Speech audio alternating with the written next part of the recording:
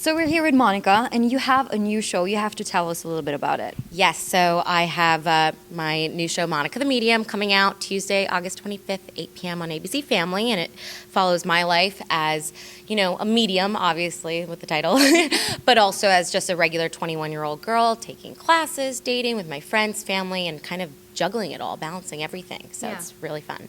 That is quite a job. Yes, it is quite a job, and not even just my different kind of job being a medium, but also just trying to, like I said, balance everything and just kind of juggling just being a regular 21-year-old girl on top of spirit. It is a little bit tough at times, for sure. Yes. So when did you find out that you have this talent or this ability? I like to call it a gift. Everyone's like, wait, do I call it? Is this like a superpower? I'm like, no, it's not a power. I like to call it a gift. I was intuitive and empathic growing up, but it really wasn't until high school that I realized that there were like deceased people around me and that spirit was trying to pop their way in. And so, I had suppressed my gifts for a long time, but once I was in high school and started feeling and sensing things and kind of hearing things before, my friends would be telling me about like a loved one that had passed, and I'd hear, feel, or see the kind of the ending of that story they'd be sharing with me before they'd finish telling it. And I'd be like, how did I know that? Like I wasn't even sure what was happening kind of when it first started. And then I realized, okay, I think this is, spirit that's giving me this information. I think that's what I'm hearing and sensing is coming from those who've passed and that are on the other side. And in high school you're already dealing with a lot of things that it's kind of a struggle because you're just trying to fit in. And so I was kind of fearful to share with people. I think I'm talking to dead people because you're already trying to fit in, and that's not an easy thing to explain. And so really when I kind of officially came out with my gifts wasn't until the beginning of college. But I have been doing it since. Yes.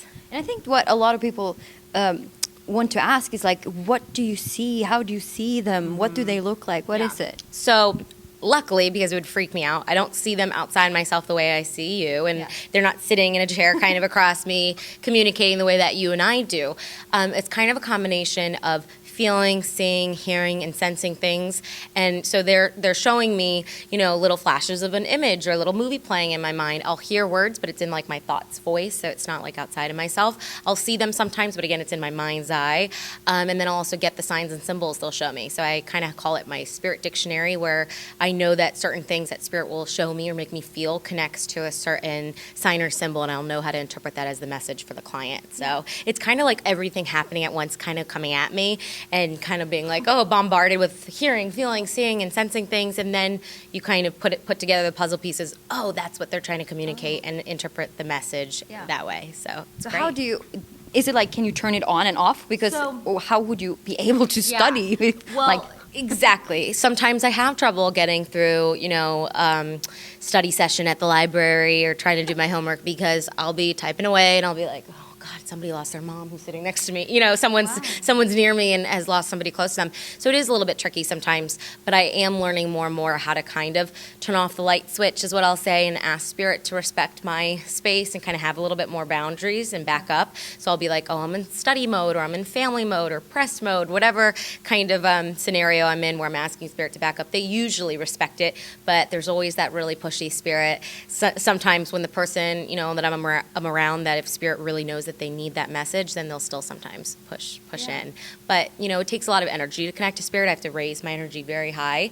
They lower theirs. We meet somewhere in the middle in order to communicate. And so kind of like if I am really trying to shut it off and I'm kind of low energy, usually for the most part I can kind of get through what I'm doing. Exactly. And I'm wondering too, because we have seen other shows like this, but it always seems like it's very positive. But have you ever been like scared or got a message that you were like, I don't really want to touch that? Well, for me, I always say, so I'm a spirit medium, and I personally only connect to those who are safe and at peace in heaven, the other side, whatever you want to call it. So I'm not like a paranormal activity person. I'm not like a ghostbuster or hunting around, through haunted houses. So I don't connect even. I don't allow myself to connect to any energy that is kind of lower energy or earthbound that might be kind of like a negative or a ghosty ghost kind of thing. I strictly connect to people as kind of, safe and at peace ones on the other side, their loved ones. And so, for me, not to say that every message is a positive thing that's coming up, because there are things that are heavy or emotional or sad that'll come through in a reading that might be kind of hard to bring up, but ultimately the experience is a positive one because the client, even if there's something that's hard to hear or sad things kind of come up, it does bring them that healing or kind of that, validation in a lot of ways and helps them kind of get through things better. So just as an example, something that's not a positive message, but is something that a lot of times a client needs to hear is say somebody, their father's passed and they might have been abusive. They're physically or verbally abusive. That's not a positive message to say your dad was abusive to you, but it's an important message because they're usually coming through with, I need to apologize for the things that I did and the mistakes that I made. And so ultimately, like I said, it is a positive experience because I think it brings them a lot of kind of, things that they've been struggling with or carrying for so many years. It kind of not resolves it or make it go away, but it makes them kind of feel a little bit, okay, at least, that is that message of, I'm sorry and wanting to kind of wishing they could go back and change things is kind of important, And I think a lot of people also wonder, like, what is it on the other side? What do you get? Do you have an impression of what it is like? Mm-hmm.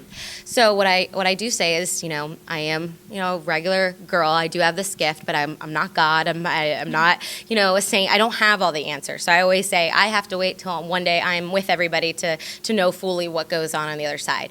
What I will say though is I have seen certain aspects of, heaven, the other side that they'll share with me or communicate.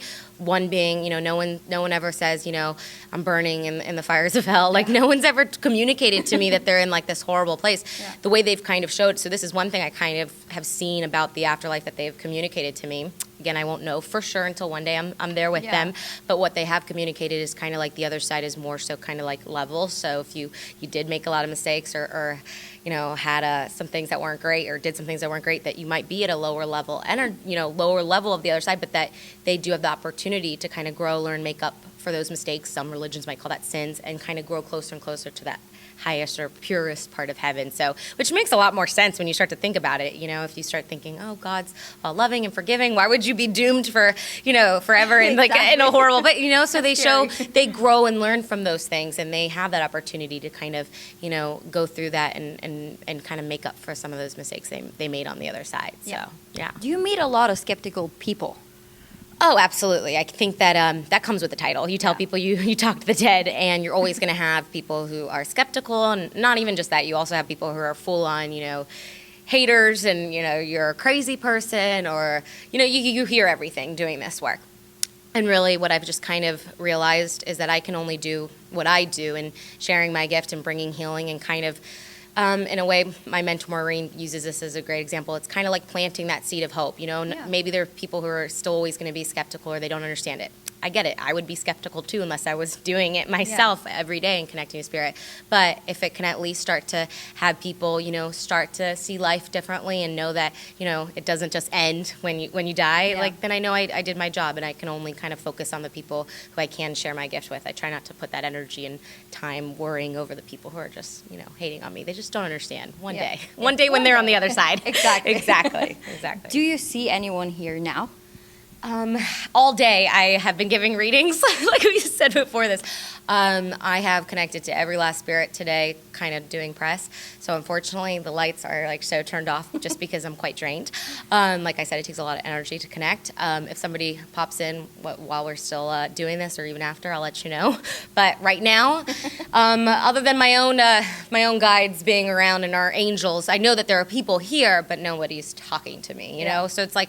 Your loved ones are always they pop in and out. They're in more than one place at once, or they come, here and visit other family, and obviously they're on the other side.